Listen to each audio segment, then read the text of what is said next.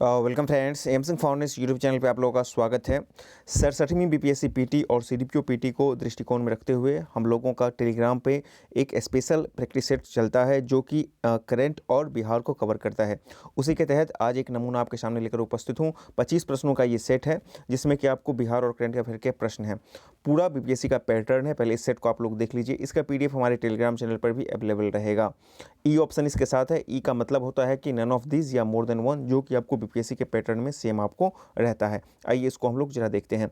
सबसे पहला प्रश्न है कि मई 2021 में आए तूफान तकाते चक्रवात ने भारत के कौन से राज्य प्रभावित हुए थे। आपके सामने 4 ऑप्शंस और एक ई 5वां ऑप्शन है, देख लीजिए। तकाते जो तूफान आया था इसके संबंध में आप लोग जान लीजिए कि ये मई 2021 में आया था। मई 2021 में 2 तूफान आए थे। एक आया था आपको तकाते, ठीक है ना, और एक आया था आपको यास, ठीक है। अब समझ लीजिए, ये जो यास आया था ये आया था आपको मतलब कि जो पश्चिम बंगाल है, ठीक है ना, पश्चिम बंगाल उड़ीसा वहाँ पे आया था यास, ठीक है ना, या पश्चिम बंगाल और उड़ीसा में आया था। और इसका नामकरण किया गया था ओमान की तरह से, ठीक है ना, ओमान की तरफ से आया था। और ये जो तकाते आया था ये आया था आपको अरब सागर की तरफ, ठीक है ना, म्यांमार के द्वारा इसका नामकरण किया गया था तकाते का नाम। और इससे जो प्रभावित होने वाले थे वो राज्य थे आपको गुजरात, महाराष्ट्र और कर्नाटक। तो इस आधार पर आप लोग देख लीजिए जो तकाते 2021 में, जो मई 2021 में आया था, उससे कौन प्रभावित होगा, तो आपका गुजरात, महाराष्ट्र और कर्नाटक हो जाएगा। ऑप्शन डी इसका सही हो जाएगा। अगला प्रश्न देख लीजिए। सेफ सिटी इंडेक्स 2021 के अनुसार विश्व में सबसे सुरक्षित शहर कौन सा है। लंदन, कोपेनहेगन, सिंगापुर, टोक्यो और ये इनमें से कोई नहीं एक से अधिक। तो सेफ सिटी इंडेक्स 2021 के अनुसार जो सबसे सुरक्षित शहर है वो हो जाएगा आपको ऑप्शन बी कोपेनहेगन, ठीक है ना। अगला प्रश्न देख लीजिए, प्रश्न संख्या 3। अंतर्राष्ट्रीय विज्ञान महोत्सव किस शहर में आयोजित किया गया है।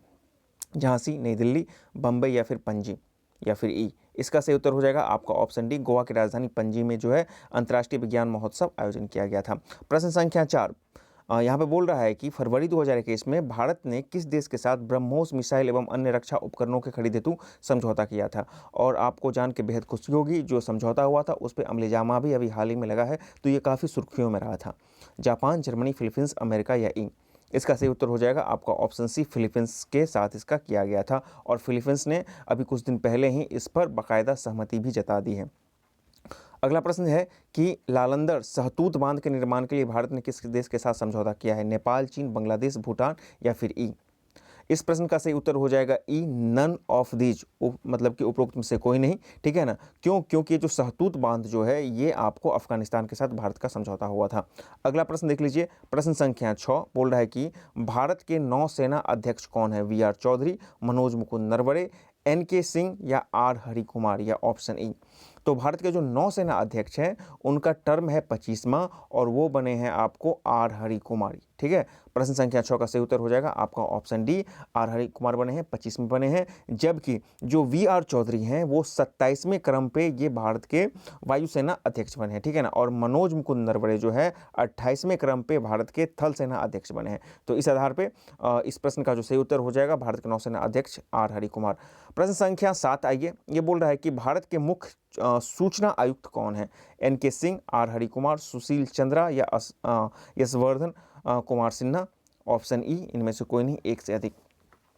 इस प्रश्न का सही उत्तर हो जाएगा आपका ऑप्शन डी, ठीक है ना। 7 का जो सही उत्तर हो जाएगा आपका ऑप्शन डी हो जाएगा, यशवर्धन कुमार सिन्हा। ये भारत के सूचना आयुक्त हैं, ठीक है ना। और इनका जो क्रम है वो है आपका 11वें, यानी कि भारत के 11वें सूचना आयुक्त बने, ठीक है ना।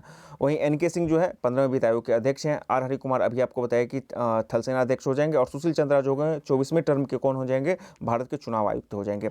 अगला प्रश्न आ जाइए, प्रश्न संख्या 8 बोल रहा है कि लोकसभा के विपक्ष के नेता कौन है। अधीर रंजन चौधरी, मल्लिकार्जुन खड़गे, पीयूष गोयल या फिर राहुल गांधी।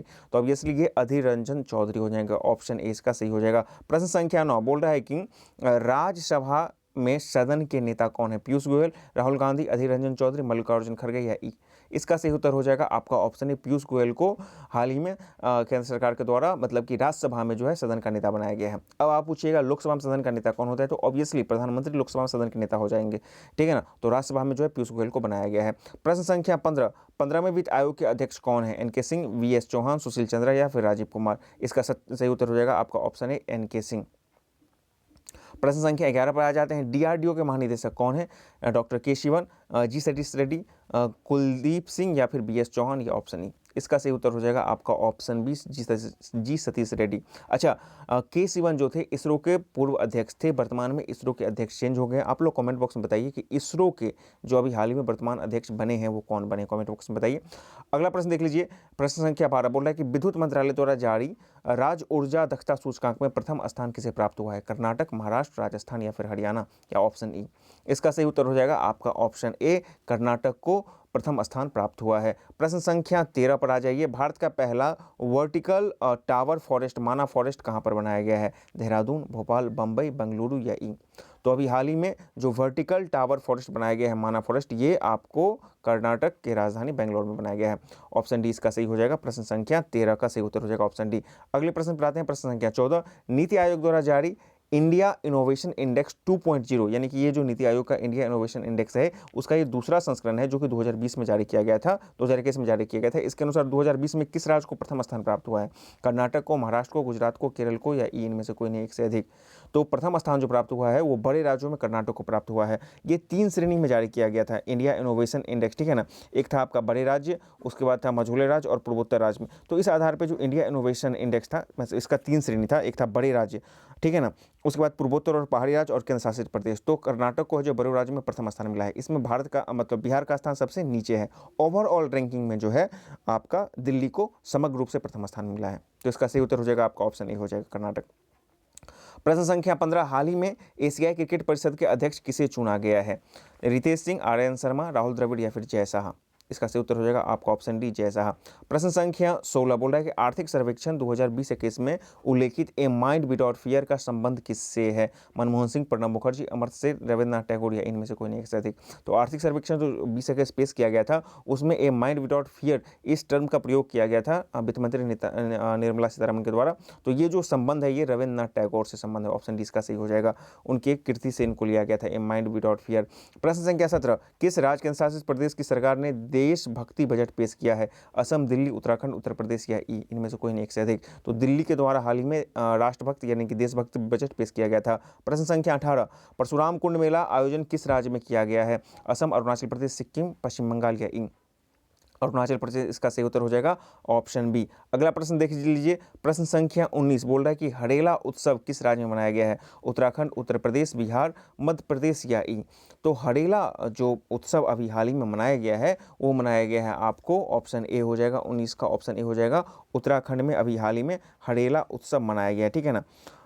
अगले प्रश्न की तरफ चलते हैं। अच्छा, वहीं पर एक और है हेराथ पर्वत, हेराथ हो जाएगा, हेराथ तब वो हेराथ पर्व हो जाएगा आपको जे एंड के, जम्मू कश्मीर हो जाएगा।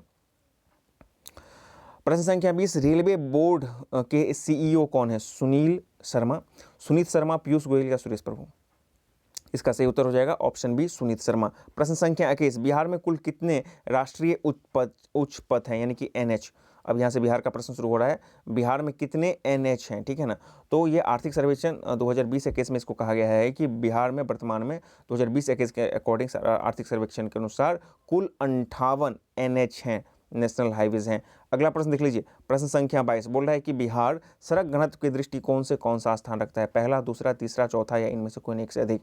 तो ये भी बिहार आर्थिक सर्वेक्षण 2021 के अनुसार बिहार जो है सड़क घनत्व में तीसरा स्थान रखता है। किस पहला स्थान कौन है? महाराष्ट्र है, दूसरा आपका जो है पंजाब है, ठीक है ना। पहला महाराष्ट्र, दूसरा पंजाब और तीसरा आपको बिहार का स्थान है सड़क घनत्व के आधार पे। अगला प्रश्न देख लीजिए, प्रश्न संख्या 23। बिहार में सबसे लंबी राष्ट्रीय राजमार्ग कौन सी है? राष्ट्रीय राजमार्ग 31, राष्ट्रीय राजमार्ग 57, 77 या फिर 2। इस प्रश्न का जो सही उत्तर हो जाएगा, जो सर्वाधिक लंबी राष्ट्रीय राजमार्ग है वो राष्ट्रीय राजमार्ग 31 है, ठीक है ना। ये बिहार की सर्वाधिक लंबी राष्ट्रीय राजमार्ग है। इसकी कुल लंबाई जो है 404 जो है NH31 की जो कुल लंबाई है वो आपको 404 किलोमीटर है बिहार में, ठीक है ना। और बिहार की सर्वाधिक लंबी है। और ये जो है आपको बड़ही, बख्तियारपुर, मोकामा, पूर्णिया, गुवाहाटी से होकर गुजरती है। BPSC में इस तरह के प्रश्न NH वगैरह से पूछे जा रहे हैं, इसके ट्रेंड रहे हैं, तो ये इसलिए काफ़ी महत्वपूर्ण हो जाते हैं ये प्रश्न। अगला प्रश्न देख लीजिए, विक्रमशिला पुल बिहार के किस जिले में है? पटना, नालंदा, नवादा, मुंगेर या इनमें से कोई नहीं से अधिक। विक्रमशिला पुल जो है गंगा नदी पर बनाया गया है और ये आपको कहाँ पर है? भागलपुर में हो जाएगा। तो इसलिए इसका उत्तर हो हो जाएगा ई हो जाएगा, नन ऑफ दीज हो जाएगा। आपको पता है ना कि बीपीएससी में ई ऑप्शन अपने आप में 2 ऑप्शन को कंसिस्ट करता है, एक होता है नन ऑफ दीज, ऊपर में से कोई नहीं, और एक से अधिक, तो इसलिए इसमें 2 ऑप्शन होता है, तो ये हो जाएगा आपको नन ऑफ दीज। अगला प्रश्न देख लीजिए 25, नकटी डैम पक्षी अभयारण्य बिहार के किस जिला में है? जमुई, नवादा, वैशाली या फिर गया, इनमें से कोई नहीं, ई। इसका जो सही उत्तर हो जाएगा आपका नकटी और नागा, ये दोनों के दोनों हो जाएंगे आपका ऑप्शन, ये जमुई में हो जाएंगे। अब आते हैं सबसे आखिरी सवाल पे आज का। बिहार का प्रथम हिंदी साप्ताहिक समाचार पत्र कौन था? प्रदीप, बिहार बंधु, आर्यवर्त, आज या इनमें से कोई नहीं, एक से अधिक। इसका सही उत्तर हो जाएगा बिहार बंधु, ये 1874 में आया था।